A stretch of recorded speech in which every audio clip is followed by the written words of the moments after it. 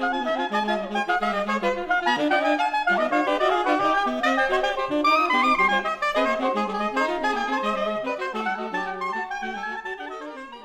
CD El Duelo with Diego Urcola is one of the most exciting projects I have been involved ever so far. So I love it.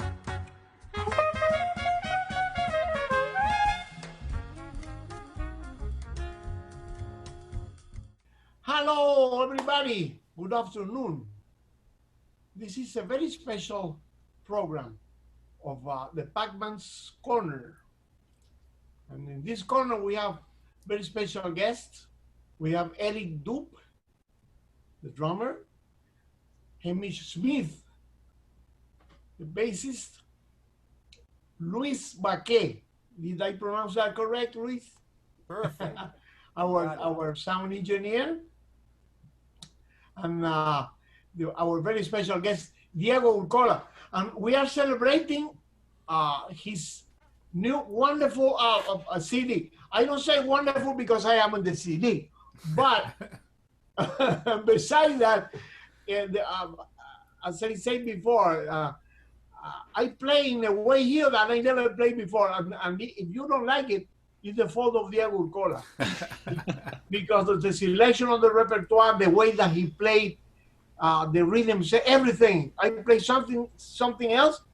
And I think Diego played in a very different way too. Was very inspiring.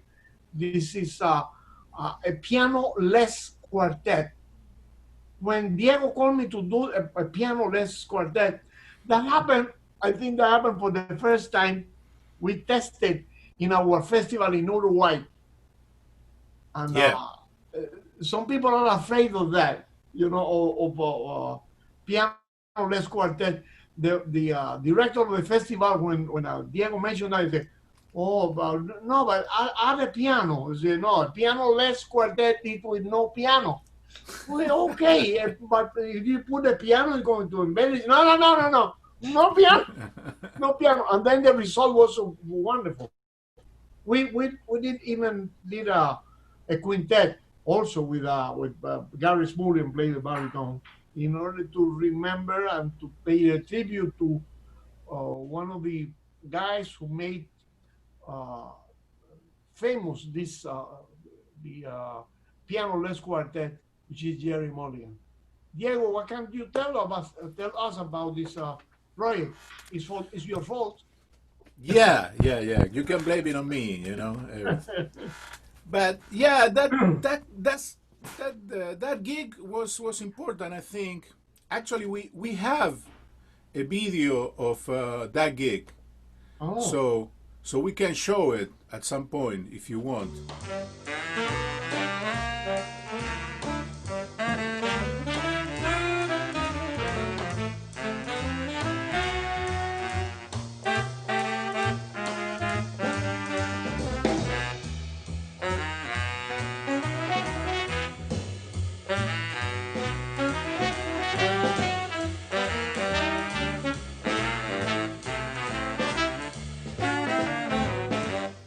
You know, we play with Gary and David Wong and Rodney. I forgot his last name. Rodney Green. Rodney Green, yeah. And it was great. But you know, I was thinking. I mean, this record happened because many reasons. Another person who is like really guilty of this is Luis. You know. Because Luis, so you can blame everything on me and Luis, you know. Luis Baque, yeah. Luis Baque, yeah. Oh. Because you know Luis, you know, has been in New York for a few years now, and he's been working a lot, and a few years ago he finally got a big space in Roselle, New Jersey, and where he's now, and he you know, he built his studio there, and when he opened it, you know, he started insisting me, you know, like every time we talk, he was like, "Diego, we have to record. So you know that kind of like made me think a lot about what I wanted to do, and one of the things I really wanted to do for a few years was a project with you, with Paquito, um, but I was thinking what to do, and this kind of setting, I've done it a few times, and and I think a few times that like not that gig in Uruguay, but other opportunities with other people. And if it's kind of like for especially for a horn player, it's completely different experience, because it's kind of like you can kind of like have your kind of like your harmonic and melodic ideas kind of flow without clashing with basically anything, because you don't have that the piano player that sometimes is great when he's comping, but a lot of times like anything, it doesn't work, for a few seconds, and it depends of how good he is.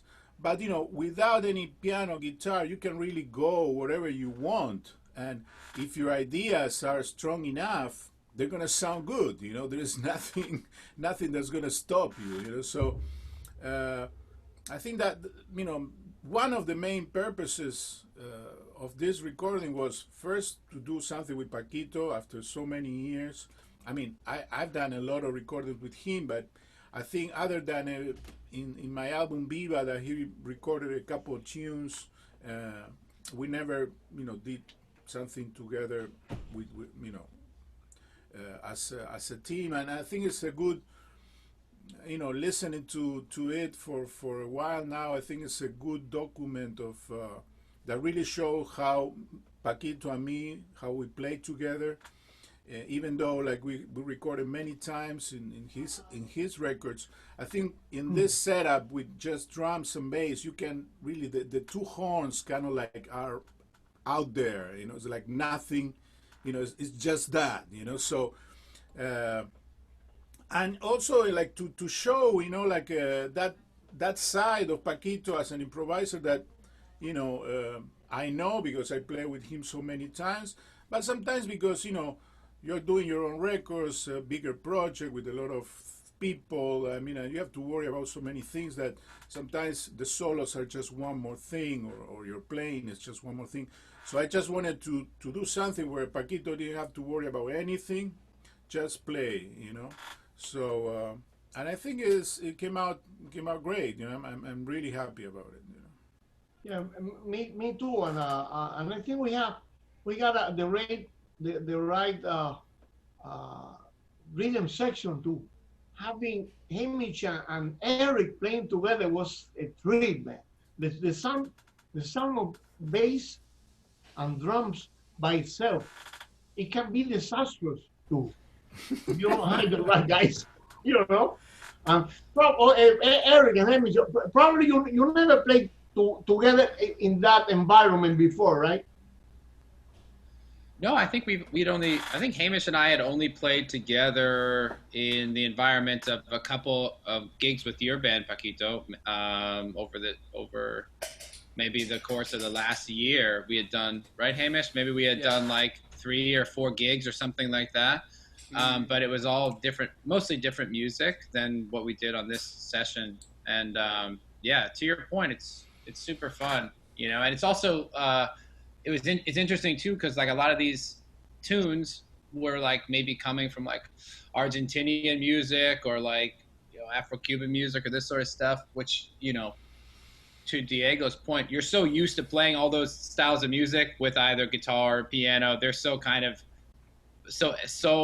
like a part of the sound of that music. So when that's taken away, it's really cool and really new sounding, but it's also, you listen back and you're like, oh, okay, yeah, I have to cover even more bases in order for those kinds of music to really kind of translate, because it's like all those parts, all those rhythms and stuff. Now it's just between the bass and the drums to represent it. So that's kind of a cool challenge too in this record when I listen back.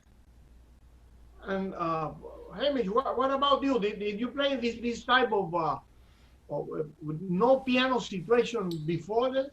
Yeah, I had done a fair amount of chordless trio, just with like a saxophone player, drums and bass, but never too much of quartet, like two horns. So I guess it's not that different. You just have to be, as far as comping behind different soloists, you have to be a little more creative with different ways to play behind people. And as what Eric was saying, you have to, basically just be totally in the moment the whole time. And Eric and I hadn't done too much playing together before this, so it was a real amazing opportunity to just, create some new ideas with all of you guys. So I had a lot of fun. It was fun. You know what is very important? Sometimes it's more important listening than playing. Totally. I learned that from Carmen McRae once. He got we were playing in Japan, and one of the musicians in her band, all of them were very good, but one of them it was all over the instrument, and it was very impressive, But you are backing a singer, and then this guy was all the attention was going to this guy, who plays wonderfully, but he was really a little out of context. But he was so impressive that nobody gave a shit about it.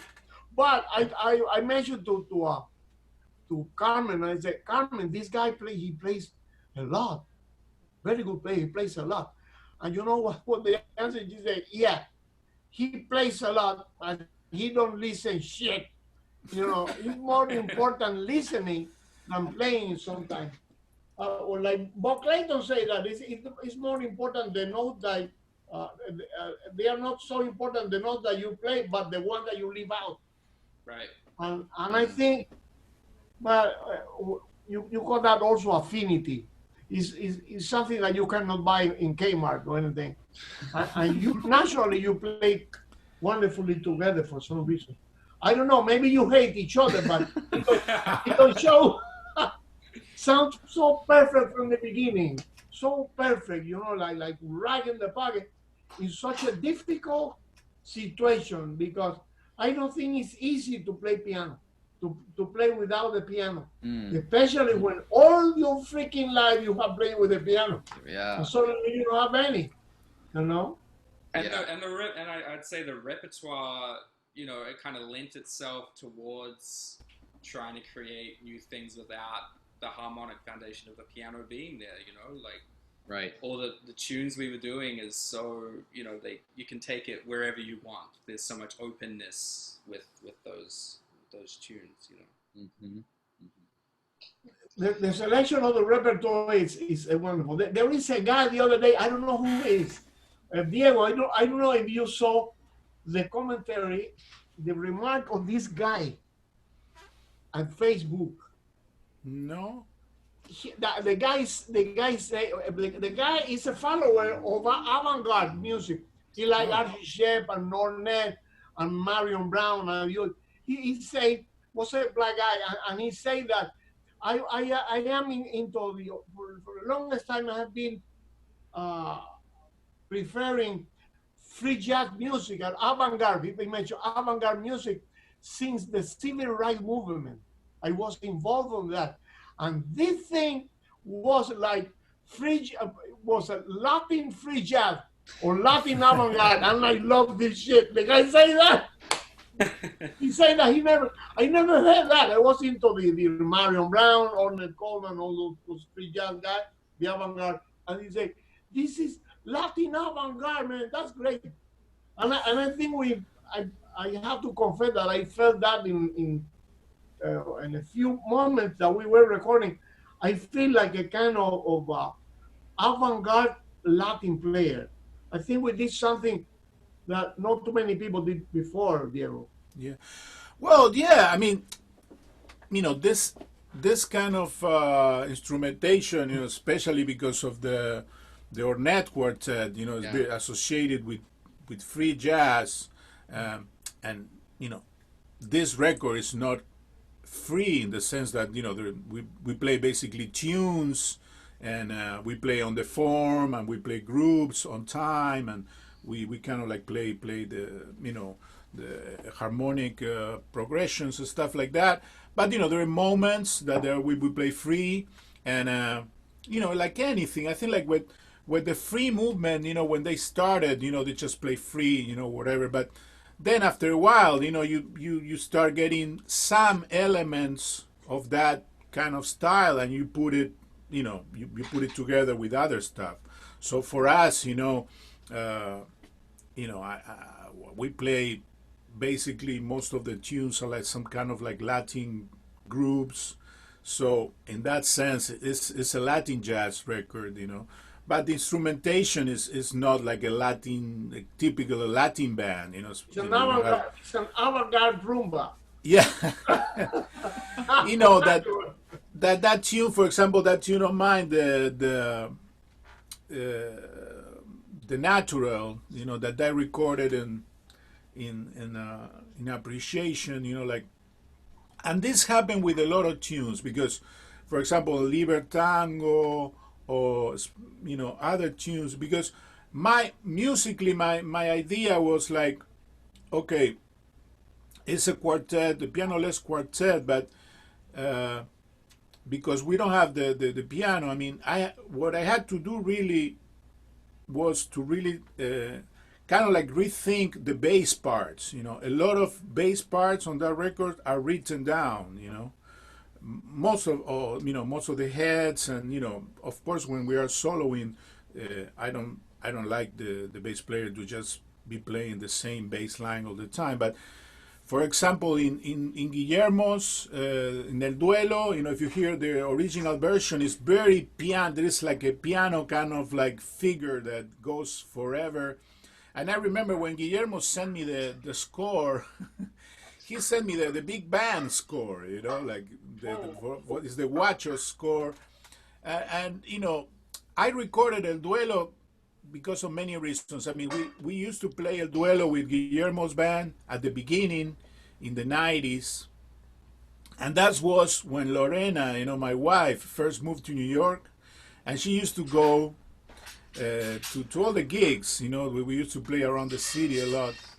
And this tune was like Lorena's favorite tune, And it was originally a feature for the two trumpets, That melody was played by two trumpets, And so when Guillermo sent me the score, it's like, man, and for reasons that I don't know, the tune never was recorded in an album, So we played a lot. There is some live, recordings, but it's not in any of the Huachos records, So I said to Guillermo, yeah, send me a score. I'm gonna try somehow to make it work with this group, And I didn't know if it's really what's gonna work because the arrangement it has so many parts, all the stuff. So I have that tune really. I have to rearrange it in a totally different way, and I have really a lot of doubts that it was gonna work. But suddenly it became something else. If you hear the original version, and actually I showed it to Guillermo, and he loved it, So that proves you that it doesn't matter, like the music, if it's good, it can work in so many ways, even if you take, like a part, like the piano part or whatever, just that melody and that groove is so strong, So for a lot of tunes, for example, Libertango too, it's like Libertango has this really very strong and very the harmony with the bass pedals and the harmony that moves over that. And I had, is this tune gonna work with no piano, So, and I said the only chance is like if I write a bass line that really outlines the harmony, So with that bass line and the horns, you can kind of like hear the tune, And that's kind of like one of the things that I'm really happy that it worked out, because even though Libertango has a very, very strong harmony, with that bass line and the horns over it, you can really hear the whole tune, even though the piano is not there.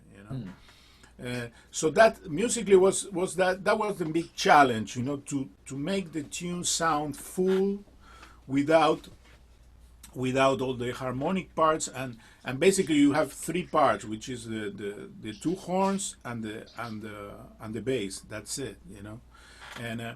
And of course I talked to Luis a little bit, and maybe he can talk a little bit about it. But I had also in mind a very specific sound, for this record that I discussed with Luis, because when you don't have the harmonic instrument, the bass, there is so much space, and so I had this kind of like a record that I don't know if you're familiar with, the Kenny Wheeler record, which that tune that we record is on that record. It's called Double Double, and I show it to Luis, and I said, this is kind of like the sound that I'm going for. It's like kind of like a little bit more reverb in the horns, than usual, because maybe if you have a piano, you don't really need that. But because we don't have nothing, I think if you get like that kind of like a more reverb in the sound, it kind of like fills up, the space, with like all the overtones, and it's kind of like a harmony in itself. So maybe I love the way it came out, and maybe Luis can talk a little bit about how he did that.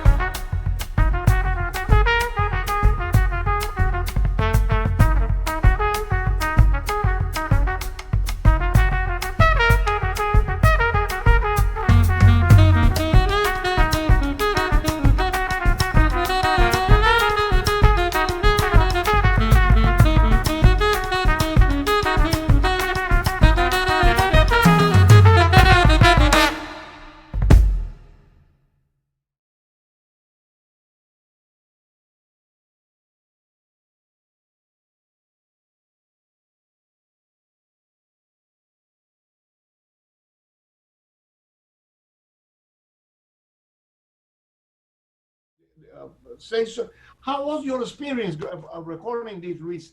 Because I bet that you don't record every day a recording with no piano. See, this is probably one of the few times that you have to do that. How did you how did you feel doing this recording? And Well, why is first, I don't record every day Paquito de Rivera and Diego Urcola. That's the first thing that I want to say. I mean, like for me, this was like definitely a dream come true. I was trying to do something with Diego, like since I met him in Argentina way back, and finally we did something together, and also, you know, I knew Eric. I mean, he didn't know me, but I knew him. He was playing with another musician from Argentina called Emilio Teobal, and I remember like being there. I think it was um, in Brooklyn somewhere, and you know I enter um, the venue and I hear some guy like playing some chacarera, like he was like from Argentina, you know, and that was Eric. I mean, he blew my mind, and Hamish, I didn't know anything about him. Diego told me he's very young, and you know, I was like, okay, like he's going to be the foundation of everything. But man, I mean, like he's like Hamish. Love what what you did. You are like amazing. And regarding the sound, I mean, like yeah, I mean, like Diego showed me this Kenny Wheeler album that had a lot of reverb in it, and today we are not using that kind of reverb on jazz albums. So I would say that I was a little skeptical about it at the beginning, but you know, but I trust him like 100%, and so I took that idea and I tried to do it my way, and I think it worked like pretty good. Um, I don't know what you guys think, but I think it came out like pretty good. It sounds huge, like you can like hear everything, and yeah, like I'm super happy with it. Like, the but sound? again, but again, one thing, I think the album is like so good in a musical sense that whatever I could have done regarding the mix, it was going to sound like very good. I mean, it's not on me that the album sounds amazing. It's definitely on you, you know. Yeah, Um, Luis always says that, you know, he's very humble, but I always tell him, you know, he said, you know, the record sounds good because of you guys, you know, because I have nothing to do with it. And I always tell him, yeah, but if a record sounds like shit, they're gonna blame it on you. Of So you have to take, of course, you know, I mean, you know, if the music is good, it helps, but you know, it's also, you know, you have to accept, you know, like your you know, your work is it makes also the record sound good, you know, because I've been in a lot of sessions, and I'm telling you, an engineer can destroy the music, you know, really easily. And it's not only about how you record, and I want to say it's not only how you record, it's like how the studio feels, you know, because sometimes you get in studio and it's really hard to play together, and it's really hard to hear each other, and it's kind of like, even, you know, maybe we're in different little rooms, isolated, you know, it's hard to have like that feeling that we're playing together, you know, because something is not working, the monitors, and I mean, with this session, I don't know how you guys felt, but I felt like, I mean, I didn't have to think about anything. I mean, like, I'm not hearing you, or this is not working, or like everything was like kind of so natural, and it just allowed me to really play really you know, very comfortable, and I didn't have to think about anything. It was just like playing and playing and playing, and it was like almost like we're playing a gig, you know, with no, you know, it's hard to feel that in a studio, that, you know, that you're just playing, you know, you don't have to deal with anything, you know, like about a sound or anything like that. So that's on you, you know, you have a space where you can do that, you know, not you can't do that in every studio, you know, sometimes it's like a fight, you know. That's you true. know that a sound engineer is is more or less the same feeling that you can feel when you have a bad arranger. Yeah. When you have a, even if the music is not that good, the melody, if you have a good arranger to put everything together, it makes it sound really much better. Same thing with the studio and the engineer in the studio. So I think from the beginning, uh, I think this CD was blessed from the beginning because the combination of the rhythm section with you and me that have been playing for so long together, and the sound engineer, I think the result is you know something, I recommend you guys to buy it. Oye, Diego, You can buy it today. You can buy it today today, because huh? yeah, today. So like Paquito says, you can go and buy it. We can wait and keep talking. Oye, Diego, tell us something about the artwork. You know well, you can say something about the artwork of the CD. Yeah. Very good. Well, no, for those who don't speak Spanish, El Duelo means the duel. So when thinking about the cover, I went into the internet and see what was in there, and it would be fun to try to kind of like get out, and I saw a lot of pictures with guys with guns, going kind of like this. Like in the old days, they used to resolve their disputes with the gun, with the gun duel, So, Hamilton. yeah, Hamilton, that kind of thing. So I think it would be fun to try if we can get a good picture of us, just like back to back, holding our horns, and maybe, let's see, let's try it. So we, I called Paquito and the guy who did the artwork, which is Chris Docker, who does most of the artwork for Sunnyside, and he's really a good photographer. So I told him, hey man, let's try to take a few pictures and see what happens, So we met downstairs, where Sunnyside Record is, and he told me, I mean, there is a building, like has this kind of like really weird, kind of like greenish, all like used and like kind of door, That is iron. Yes, an iron, because this is like natural. This is Oh, like a that's real. door. It's real, I didn't know that. This is like a door. It's like a few doors from where Sunnyside is. And we just went there for like 5-10 minutes. We took a bunch of pictures, and I told Paquito, man, let's get back to back and put our like kind of like mafioso faces. And actually, it's funny because if you see all the pictures we took, and Paquito is pretty serious here, right? Yeah. But this is kind of like the other pictures were like more scarier. So Paquito was totally into it. He's like kind of like good fellows kind of faces, whatever. Oye, Diego, mention something about the video. Who did that thing? That caricature or whatever. Who did that? Well, the video that we're gonna show, the animation on the. We did it already.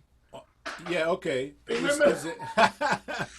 It's a video. It's an animation done by like an Argentinian artist. It's called Emanuel Panza, who he actually lives not too far from my house in Argentina, and I met him through friends, and he's he's a music fan, and he does a lot of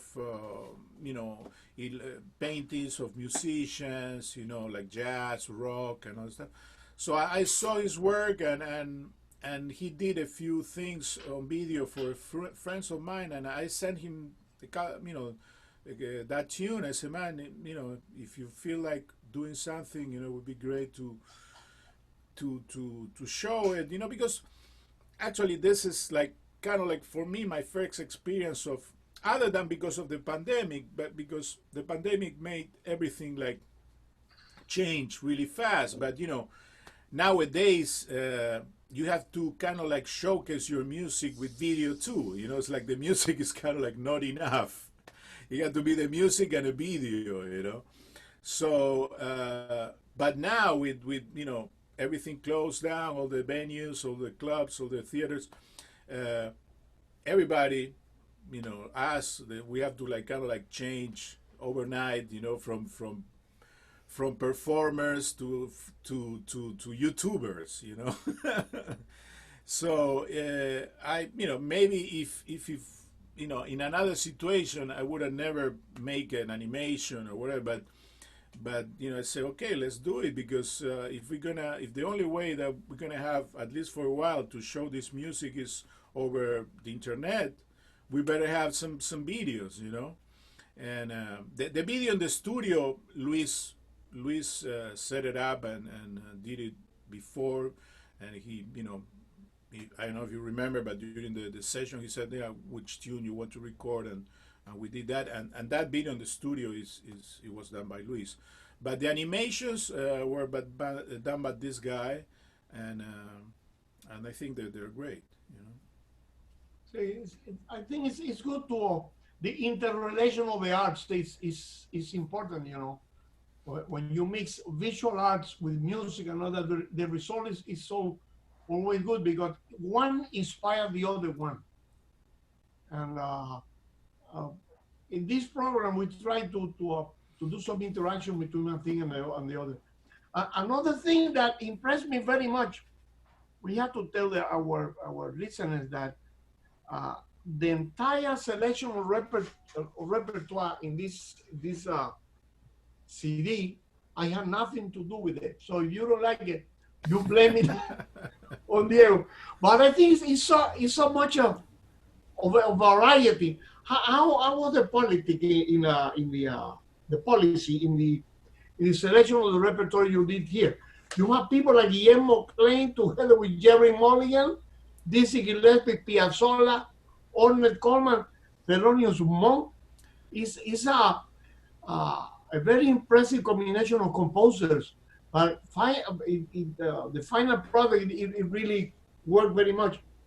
And I want to ask Eric and Hamish, how did you manage to make it sound so differently, one piece to the other?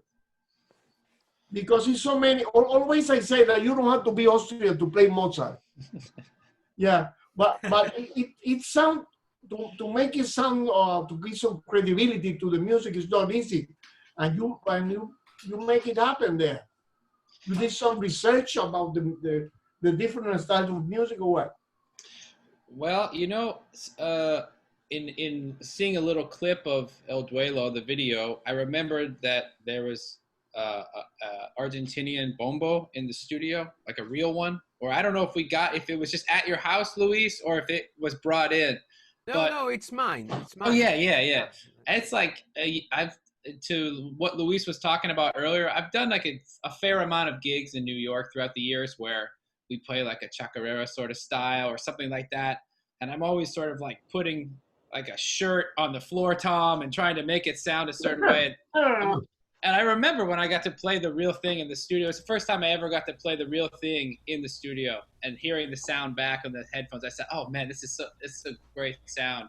But just things, I think sometimes as a drummer, you have all this. I think we recorded like 20 songs or something like that, like 20 tunes. It was a lot. It was a lot of music. Well, no, we recorded 15. Actually, I brought 15 tunes. Yeah. And my thinking was like, okay, I'm gonna record as much as possible, and eventually, like, if we are lucky, maybe 8 or 10 tunes, they're gonna come out good. Yeah. And we have a record, Right. So that was my.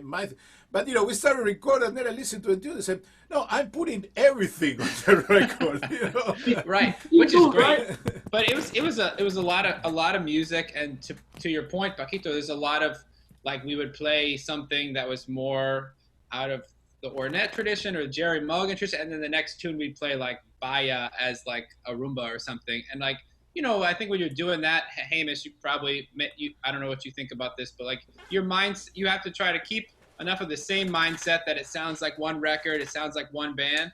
But you also have to change your mindset enough to be like, this is like a totally different vibe. This tune is a totally different feel, and like a totally different kind of spirit to it. So as a drummer, just sometimes just taking a second to reset, changing the sounds of the kit, bringing in some different sounds, some different elements, so that even if it doesn't sound like a 100% authentic rumba, which it's not going to, because it's just a different context, you can hint at those things. You can let people know, like, this is sort of like, this is where it's coming from on this tune. But it's a challenge, especially when you have so much music, to keep with each tune, making sure that it feels like its own thing. Especially when you play with the bass player from New Zealand. That doesn't happen every day. Well, that's a benefit, and a bass player from New Zealand that play beautifully or every note that you play, right? Hey, what do you want to say about that, Hamish? Yeah, I mean, I was kind of alluding to what Eric was saying. We're playing this monk music and Ornette tunes and some Diego's tunes. You have to stick within the style of the writing to some extent. But then, especially because there's no piano, there's so much openness to that as well. So for me, it was about trying to find the right balance between the two of those things, And, from a bass player's perspective, it's like, well, first of all, the priorities, making it feel good and have, playing with good time, and playing with Eric was super comfortable the whole time, and, getting the right sound that I felt was appropriate for this kind of band, and then, when you guys are soloing, it's entirely up to the interaction between everybody that determines what I play, Like if Eric's going to go for something more straight ahead, or something kind of more loose and textural, then I have to change what I'm doing. So it was very much a conversational experience, at least from my perspective. I blame everything in this, man. Listening is more important than playing. Exactly. So I think the result of this CD have been, in my opinion, wonderful. I am so happy that Diego invited me to do this. He put together a fantastic group of musicians, especially the rhythm section was great. The selection repertoire, the studio. You feel in that you feel in that studio that you are at home. It says you feel like paying the rent or something. I mean, guys, if you want to help with that, totally cool. Okay, so today, the 18th, is the release date of El Duelo, and you can, stream the record on Spotify or iTunes or whatever platform you like or you use.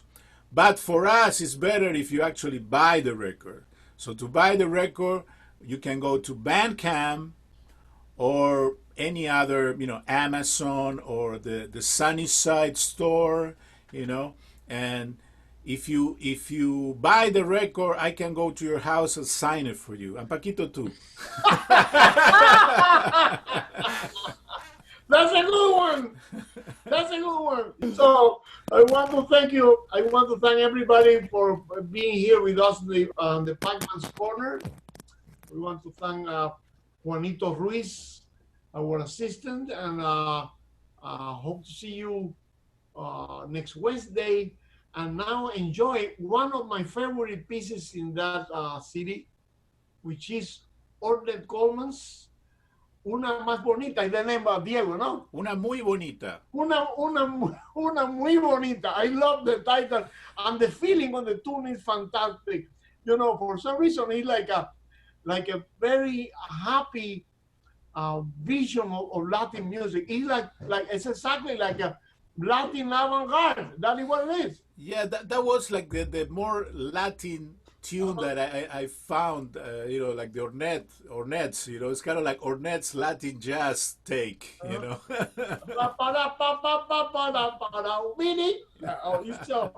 The sense of humor is such an important part of our way of living. And this tune is what that guy was talking about.